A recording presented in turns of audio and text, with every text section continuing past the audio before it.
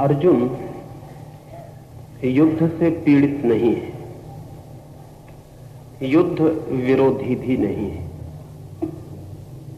हिंसा के संबंध में उसकी कोई अरुचि भी नहीं है। उसके सारे जीवन का शिक्षण, उसके सारे जीवन का संस्कार हिंसा और युद्ध के लिए। लेकिन ये समझने जैसी बात है कि जितना ही हिंसक चित्त हो उतना ही ममत्व से भरा हुआ चित्त भी होता है। हिंसा और ममत्व साथ ही साथ जीते हैं। अहिंसक चित्त ममत्व के भी बाहर हो जाता है। असल में जिसे अहिंसक होना हो उसे मेरे का भाव ही छोड़ देना पड़ता है। मेरे का भाव ही हिंसा है, क्योंकि जैसे ही मैं कहता हूं मेरा, वैसे ही जो मेरा नहीं है वो पृथक होना शुरू हो जाता है। जैसे ही किसी को मैं कहता हूं मित्र, वैसे ही किसी को मैं शत्रु निर्मित करना शुरू कर देता हूं। जैसे ही मैं सीमा खींचता हूं अपनों की, वैसे ही मैं पराओं की सीमा भी खींच देता हूं। समस्त हिंसा अपने और पराये के बीच खींची गई सीमा से पैदा होती है। इसलिए अर्जुन शिथिलगात हो गया, उसके अंग अंग शिथिल हो गए। इसलिए नहीं कि वो युद्ध से विरक्त हुआ, इसलिए नहीं कि उसे होने वाली हिंसा में कुछ बुरा दिखाई पड़ा, इसलिए नहीं कि अहिंसा का कोई आकस्मिक आकर्षण उसके मन में जन्म गया, बल्कि इसलिए कि हिंसा के ही दूसरे पहलू ने उसके भीतर से, हिंसा के ही गहरे पहलू ने, हिंसा के ही बुनियादी आधार ने उसके चित्त को पकड़ लिया। ममत्व ने उसके चित्त को पकड़ लिया। ममत्व हिंसा ही है। इसे न समझेंगे तो फिर पूरी गीता को समझना कठिन हो जाएगा। जो इसे नहीं समझ सके उन्हें ऐसा प्रतीत होता है कि अर्जुन अहिंसा की तरफ झुकता था, कृष्ण ने उसे हिंसा की तरफ झुकाया। जो अहिंसा की तरफ झुकता हो उसे कृष्ण हिंसा की तरफ झुकाना नहीं चाहेंगे। जो अहिंसा की तरफ झुकता हो उसे कृष्ण चाहे भी हिंसा की तरफ झुकाना तो भी ना झुका पाएंगे। लेकिन अर्जुन अहिंसा की तरफ रत्ती भर नहीं झुक रहा था। अर्जुन का चित्त हिंसा के गहरे आधार पर जाके अटक गया। वो हिंसा का ही आधार है। उसे दिखाई पड़े अपने ही लोग, परिजन, संबंधी। काश वहां परिजन और संबंधी न होते तो अर्जुन भेड़ बकरियों की तरह लोगों को काट सकता था। अपने थे इसलिए काटने में कठिनाई मालूम पड़ी। पराये होते तो काटने में कोई कठिनाई न मालूम पड़ती। और अहिंसा केवल उसके ही चित्त में पैदा होती है जिसका अपना पराया मिट गया हो। अर्जुन ये जो संकटग्रस्त हुआ उसका चित्त, ये अहिंसा की तरफ आकर्षण से नहीं, हिंसा के ही मूल आधार पर पहुंचने के कारण स्वभावतः इतने संकट के क्षण में, इतने क्राइसिस के मोमेंट में हिंसा की जो बुनियादी आधारशिला थी वो अर्जुन के सामने प्रकट हुई। अगर पराये होते तो अर्जुन को पता भी न चलता कि वो हिंसक है। उसे पता भी न चलता कि उसने कुछ बुरा किया। उसे पता भी न चलता कि युद्ध अधार्मिक है। उसके गात शिथिल न होते, बल्कि परायों को देखकर उसके गात और तन जाते। उसका धनुष पर वाण आ जाता, उसके मन पर तलवार आ जाती। वो बड़ा प्रफुल्लित होता, लेकिन वो एकदम उदास हो गया। इस उदासी में उसे अपने चित्त की हिंसा का मूल आधार दिखाई पड़ा। उसे दिखाई पड़ा इस संकट के क्षण में उसे ममत्व दिखाई पड़ा। ये बड़े आश्चर्य की बात है कि अक्सर हम अपने चित्त की गहराइयों को केवल संकट के क्षणों में ही देख पाते। साधारण क्षणों में हम चित्त की गहराइयों को नहीं देख पाते।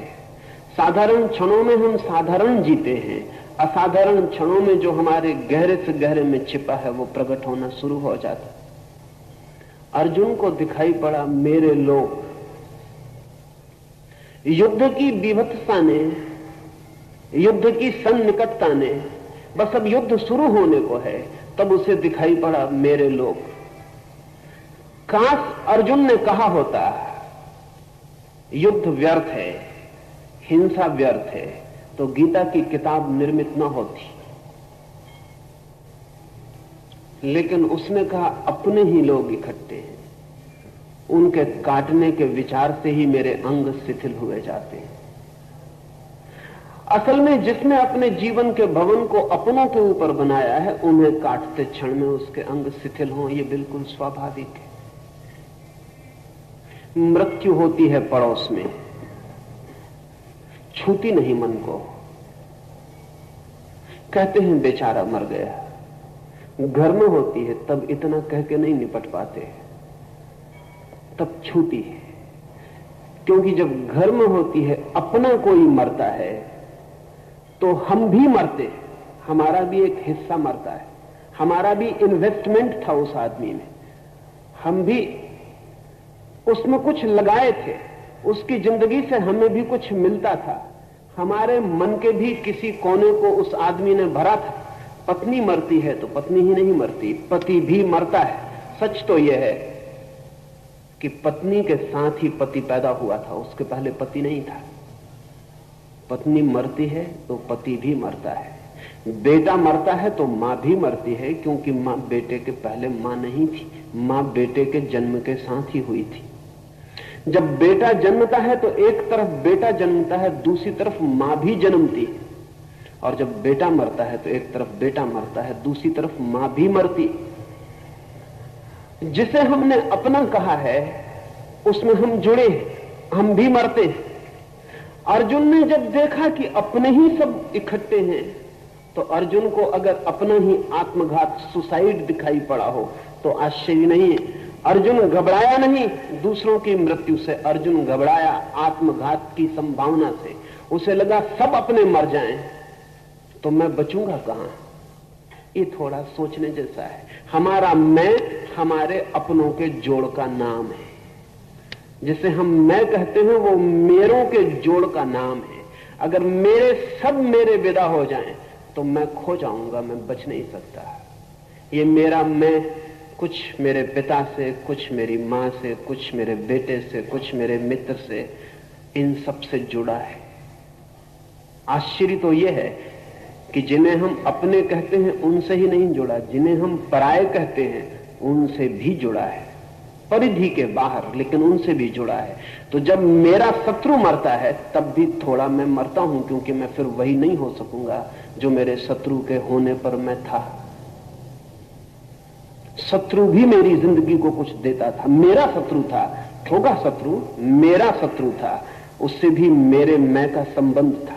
उसके बिना मैं फिर अधूरा और खाली हो जाऊंगा। अर्जुन को दूसरों का घात होगा ऐसा दिखाई पड़ता तो बात और थी। अर्जुन को बहुत गहरे में दिखाई पड़ा कि ये तो मैं अपनी ही आत्महत्या करने को उत्सुक हुआ हूं, ये तो मैं ही मरूंगा। मेरे मर जाएंगे तो मेरे होने का क्या अर्थ है। जब मेरे ही न होंगे तो मुझे सब मिल जाए तो भी व्यर्थ है। ये भी थोड़ा सोचने जैसा है। हम अपने लिए जो कुछ इकट्ठा करते हैं वो अपने लिए कम, अपनों के लिए ज्यादा होता है। जो मकान हम बनाते हैं वो अपने लिए कम, अपनों के लिए ज्यादा होता है। उन अपनों के लिए भी जो साथ रहेंगे और उन अपनों के लिए भी जो देखेंगे और प्रशंसा करेंगे, और उन पराये अपनों के लिए भी जो जलेंगे और ईर्ष्या से भरेंगे। अगर इस पृथ्वी पर सबसे श्रेष्ठ भवन भी मेरे पास रह जाए और अपने न रह जाए, मित्र भी नहीं शत्रु भी नहीं, तो अचानक मैं पाऊंगा वो भवन झोपड़ी से भी बदतर हो गया है। क्योंकि वो भवन एक फैकेड, एक दिखावा था। उस भवन के माध्यम से अपनों को, पराओं को मैं प्रभावित कर रहा था। वो भवन तो सिर्फ प्रभावित करने की एक व्यवस्था थी। अब मैं किसे प्रभावित करूं? आप जो कपड़े पहनते हैं वो अपने शरीर को ढकने को कम, दूसरे की आंखों को झपने को ज्यादा है। अकेले में सब बेमानी हो जाता है। आप जो सिंहासनों पर चढ़ते हैं वो सिंहासनों पर बैठने के आनंद के लिए कम, क्योंकि कोई सिंहासन पर बैठकर कभी किसी आनंद को उपलब्ध नहीं हुआ है। पर अपनों और पराओं में जो हम सिंहासन पर चढ़ के जो करिश्मा, जो चमत्कार पैदा कर पाते हैं, उसके लिए ज्यादा है। सिंहासन पर बैठे आप रह जाएं और नीचे से लोग खो जाएं, अचानक आप पाएंगे सिंहासन पर बैठे होना हास्यास्पद हो गया, उतर आएंगे, फिर शायद दोबारा नहीं चढ़ेंगे। अर्जुन को लगा उस क्षण में कि अपने ही इकट्ठे हैं दोनों तरफ, मरेंगे अपने ही। अगर जीत भी गया तो जीत का प्रयोजन क्या है? जीत के लिए जीत नहीं चाहिए जाती। जीत रस है। अपनों और पराओं के बीच जो अहंकार भरेगा उसका साम्राज्य मिलेगा। क्या होगा? अर्थ, कोई अर्थ ना हो। ये जो अर्जुन के मन में विषाद घिर गया, इसे ठीक से समझ लेना चाहिए। ये विषाद ममत्व का है, ये विषाद हिंसक चित्त का है। और इस विषाद के कारण ही कृष्ण को इतने धक्के देने पड़े अर्जुन को। अर्जुन की जगह महावीर जैसा व्यक्ति होता तो बात उसी वक्त खत्म हो गई होती, ये बात आगे नहीं चल सकती थी। अगर महावीर जैसा व्यक्ति होता तो शायद ये बात उठ भी नहीं सकती थी। शायद महावीर जैसा व्यक्ति होता तो कृष्ण एक शब्द भी उस व्यक्ति से न बोले होते, बोलने का कोई अर्थ ना था, बात समाप्ति हो गई होती। ये गीता कृष्ण ने कही कम, अर्जुन ने कहलवाई ज्यादा है। इसका असली आथर लेखक कृष्ण नहीं है, इसका असली लेखक अर्जुन है। ये अर्जुन की ये चित्त दशा आधार बनी और कृष्ण को साफ दिखाई पड़ रहा है कि हिंसक अपनी हिंसा के पूरे दर्शन को उपलब्ध हो गया और अब हिंसा से भागने की जो बातें कर रहा है उनका कारण भी हिंसक चित्त है। अर्जुन की दुविधा अहिंसक की हिंसा से भागने की दुविधा नहीं, अर्जुन की दुविधा हिंसक की हिंसा से ही भागने की दुविधा है। इस सत्य को ठीक से समझ लेना जरूरी है। ये ममत्व हिंसा ही है, लेकिन गहरी हिंसा है, दिखाई नहीं पड़ती। जब मैं किसी को कहता हूं मेरा, तो पजेशन शुरू हो गया, मालकियत शुरू हो गई। मालकियत हिंसा का एक रूप। पति पत्नी से कहता है मेरी, मालकियत शुरू हो गई। पत्नी पति से कहती है मेरे, मालकियत शुरू हो गई। और जब भी हम किसी व्यक्ति के मालिक हो जाते हैं तभी हम उस व्यक्ति की आत्मा का हनन कर देते हैं। हमने मार डाला उसे, हमने तोड़ डाला उसे।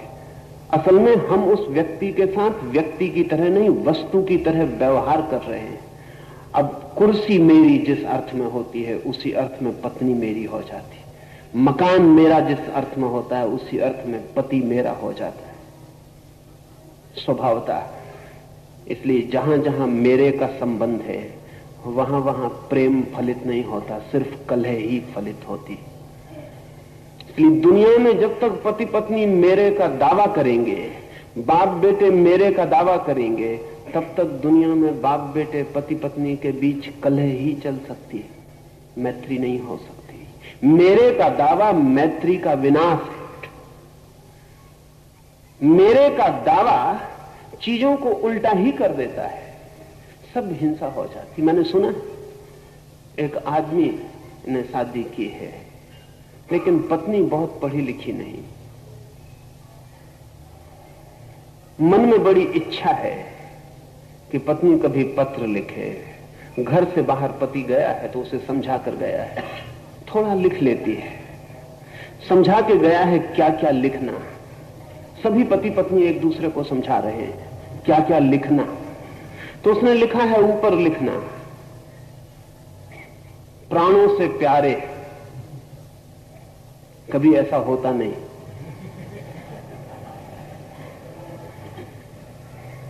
नीचे चरणों की दासी। पत्नी का पत्र तो मिला लेकिन कुछ भूल हो गई, उसने ऊपर लिखा चरणों के दास और नीचे लिखा प्राणों की प्यासी।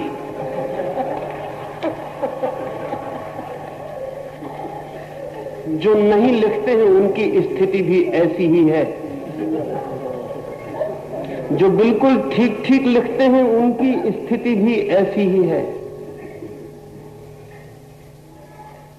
जहां आग्रह है मालकियत का, वहां हम सिर्फ घृणा ही पैदा करते हैं, और जहां घृणा है वहां हिंसा आएगी। इसलिए हमारे सब संबंध हिंसा के संबंध हो गए, हमारा परिवार हिंसा का संबंध होकर रह गया है। ये जो अर्जुन को दिखाई पड़ा, मेरे सब मिट जाएंगे तो मैं कहां, और मेरों को मिटाकर जीत का, साम्राज्य का क्या अर्थ है, इसमें वो अहिंसक नहीं हो गया है। अन्यथा कृष्ण आशीर्वाद देते और कहते विदा हो जा, बात समाप्त हो गई। लेकिन कृष्ण देख रहे हैं कि हिंसक वो पूरा है, मैं और ममत्व की बात कर रहा है, इसलिए अहिंसा झूठी। जो मैं की बात कर रहा हो और अहिंसा की बात कर रहा हो तो जानना कि अहिंसा झूठी है, क्योंकि मैं के आधार पर अहिंसा का फूल खिलता ही नहीं, मेरे के आधार पर अहिंसा के जीवन का कोई विकास ही नहीं होता। मनुष्य के सामने द्वंद्वात्मक तनाव बार बार आता रहता है। इस द्वंद्व भरी दशा को पार करने के लिए मूल आधार कौन सा होना चाहिए, और इस दशा को हम विकासोन्मुख किस तरह बनाएं? अर्जुन के लिए भी यही सवाल है। इस सवाल को आमतौर से आदमी जैसा हल करता है वैसा ही अर्जुन भी करना चाहता है। द्वंद्व मनुष्य का स्वभाव है, मनुष्य का, आत्मा का नहीं,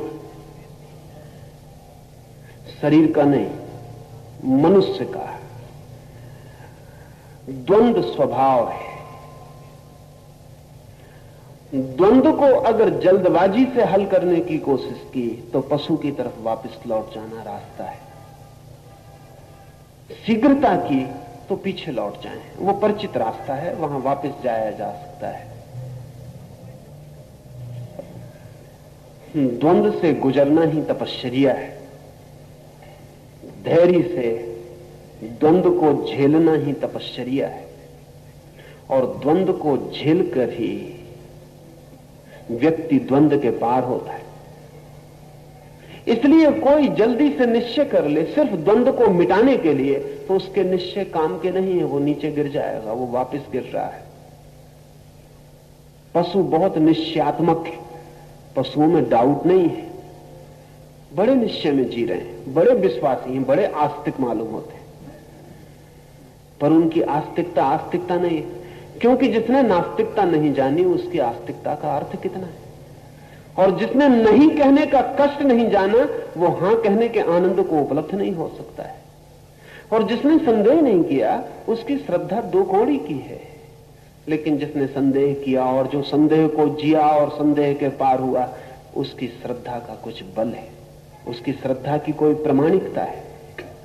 तो एक तो रास्ता यह है कि जल्दी कोई निश्चय कर ले, और निश्चय करने के बहुत रास्ते आदमी पकड़ लेता है।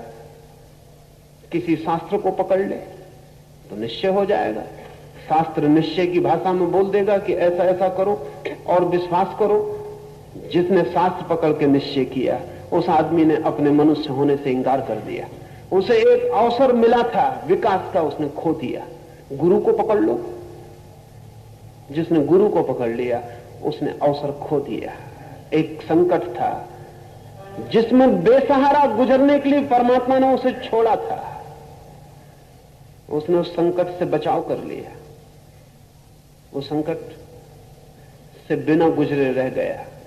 और आग में गुजरता तो सोना निखरता, वो आग में गुजरा ही नहीं, वो गुरु की आड़ में हो गया तो सोना निखरेगा भी नहीं। निश्चय करने को आपसे नहीं कहता, आप निश्चय करोगे कैसे? जो आदमी द्वंद्व में है उसका निश्चय भी द्वंद्व से भरा होगा। जब द्वंद्व में है तो निश्चय करेंगे कैसे? द्वंद्व से भरा आदमी निश्चय नहीं कर सकता, करना भी नहीं चाहिए।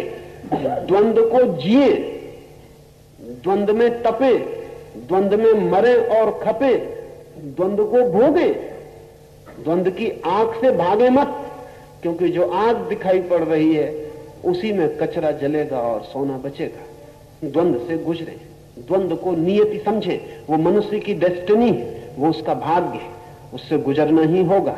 उसे जिए, जल्दी ना करें, निश्चय जल्दी ना करें। हाँ, द्वंद्व से गुजरे तो निश्चय आएगा, द्वंद्व से गुजरे तो श्रद्धा आएगी, लानी नहीं पड़ेगी। लाई गई श्रद्धा का कोई भी मूल्य नहीं, क्योंकि जो श्रद्धा लानी पड़ी है उसका मतलब ही है कि अभी आने के योग मन न बना था, जल्दी ले आए। जो श्रद्धा बनानी पड़ी है उसका अर्थ ही है कि पीछे द्वंद्वग्रस्त मन है, वो भीतर जिंदा रहेगा, ऊपर से परत श्रद्धा की हो जाएगी, वो ऊपर ऊपर काम देगी, समय पर काम नहीं देगी। जब कठिन समय होगा, मौत सामने खड़ी होगी, तो बहुत पक्का विश्वास कर लिया था कि आत्मा अमर है। जब गीता पढ़ते थे तब पक्का विश्वास रहा था, जब रोज सुबह मंदिर जाते थे तब पक्का था कि आत्मा अमर है। और जब डॉक्टर पास खड़ा हो जाएगा, उसका चेहरा उदास दिखाई पड़ेगा और घर के लोग भागने दौड़ने लगेंगे और नाड़ी की गति गिरने लगेगी, तब अचानक पता चलेगा कि पता नहीं आत्मा अमर है या नहीं। क्योंकि लाख कहें गीताएं, उनके कहने से आत्मा अमर नहीं हो सकती। आत्मा अमर है इसलिए वे कहती हैं, ये दूसरी बात है, लेकिन उनके कहने से आत्मा अमर नहीं हो सकती। और आप किसी को मान लें, इससे कुछ होने वाला नहीं। हाँ, द्वंद्व से गुजरे, पीड़ा को झेलें, वो अवसर है। उससे बचने की कोशिश मत करें। अर्जुन भी बचने की कोशिश कर रहा है, लेकिन कृष्ण उसे बचाने की कोशिश नहीं कर रहे, वो पूरे द्वंद्व को खींचते हैं। अन्यथा कृष्ण कहते हैं कि बेफिक्र हो, मैं सब जानता हूं, बेकार की बातचीत मत कर, मुझ पे श्रद्धा रख और कूद जा। ऐसा भी कह सकते थे, इतनी लंबी गीता कहने की जरूरत ना थी। इतनी लंबी गीता अर्जुन के द्वंद्व के प्रति बड़ा सम्मान है। और मजा है कि अर्जुन बार बार वही पूछता है, और कृष्ण की ये नहीं कहते कि ये तो तू पूछ चुका, फिर वही पूछता है, फिर वही पूछता है। इस सारा का सारा पूरे के पूरे प्रश्न अंदर अर्जुन के अलग अलग नहीं है, सिर्फ शब्दावली अलग है, बात वो वही पूछ रहा है। उसका द्वंद्व बार बार लौट आ रहा है। कृष्ण उससे ये नहीं कहते कि चुप, अश्रद्धा करता है। विश्वास और श्रद्धा में बड़ा फर्क है। विश्वास वो है जो हम संदेह को हल किए बिना ऊपर से आरोपित कर लेते हैं। श्रद्धा वो है जो संदेह के गिर जाने से फलित होती है। श्रद्धा संदेह की ही यात्रा से मिली मंजिल है। विश्वास संदेह के भय से पकड़ लिए गए अंधे आधार है। तो मैं कहूंगा, जिए द्वंद्व को, तीव्रता से जिए, इंटेंसिटी से जिए। धीरे धीरे जिएंगे तो बहुत समय लगेगा। कुनकुनी आंच में डाल देंगे सोने को तो निखरने में जन्म लग सकते हैं। तीव्रता से जिए। द्वंद्व मनुष्य का अनिवार्य परीक्षण है, जिससे वो परमात्मा तक पहुंचने की योग्यता का निर्णय दे पाता है। जिए, भागे मत, एस्केप ना करें, कंसोलेशंस मत खोजें, सांत्वनाएं मत बनाएं। जाने कि यही है नियति, द्वंद्व है। लड़ें, तीव्रता से उतरें इस द्वंद्व में। क्या होगा इसका परिणाम? इसके दो परिणाम होंगे। जैसे ही कोई व्यक्ति अपने चित्त के द्वंद्व में पूरी तरह उतरने को राजी हो जाता है, वैसे ही उस व्यक्ति के भीतर एक तीसरा बिंदु भी पैदा हो जाता है। दो के अलावा तीसरी ताकत भी पैदा हो जाती है। जैसे ही कोई व्यक्ति अपने द्वंद्व को जीने के लिए राजी होता है, वैसे ही उसके भीतर दो नहीं तीन शुरू हो जाते हैं। द थर्ड फोर्स, वो जो निर्णय करती है कि जिएंगे द्वंद्व को, वो द्वंद्व के बाहर है, वो द्वंद्व के भीतर नहीं। जो व्यक्ति अपने भीतर तीसरी शक्ति को खोज लेता है, वो इस सारे जगत में भी तीसरी शक्ति को तत्काल देखने में समर्थ हो जाता है। आप द्वंद्व को ही देख रहे हैं, लेकिन ये ख्याल नहीं है कि जो द्वंद्व को देख रहा है और समझ रहा है वो द्वंद्व में नहीं हो सकता, वो द्वंद्व के बाहर ही होगा। अगर दो लड़ रहे हैं आपके भीतर, तो निश्चित ही आप उन दोनों के बाहर हैं, अन्यथा देखेंगे कैसे? अगर उन दोनों में से एक में जुड़े होते तब तो एक से आपका तादात्म्य हो गया होता और दूसरे से आप अलग हो गए होते। लेकिन आप कहते हैं द्वंद्व हो रहा है, मेरा बायां और दायां हाथ लड़ रहा है।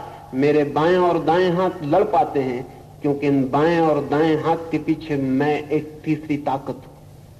अगर मैं बायां हाथ हूं तो दाएं हाथ से मेरा क्या आंतरिक द्वंद्व है, वो पराया हो गया। अगर मैं दायां हाथ नहीं बायां हाथ हूं तो दायां हाथ पराया हो गया। आंतरिक द्वंद्व कहां है? आंतरिक द्वंद्व इसीलिए है कि एक तीसरा भी है जो देख रहा है, जो कह रहा है कि मन में बड़ा द्वंद्व है।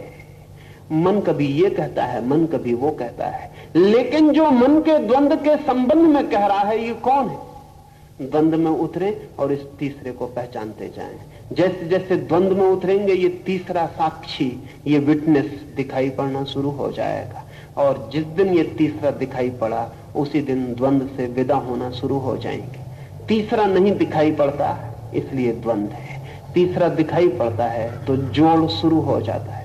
पर द्वंद्व से भागे मत, द्वंद्व की प्रक्रिया अनिवार्य है, उससे ही गुजर कर वो जो द्वंद्व के पार है, ट्रांसेंडेंटल है, उसे पाया जाता है।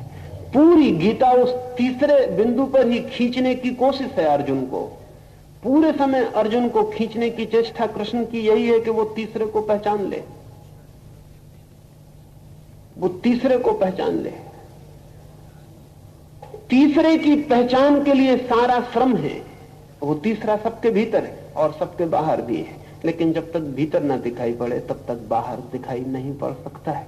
भीतर दिखाई पड़े तो बाहर वही वही दिखाई पड़ने लगता है।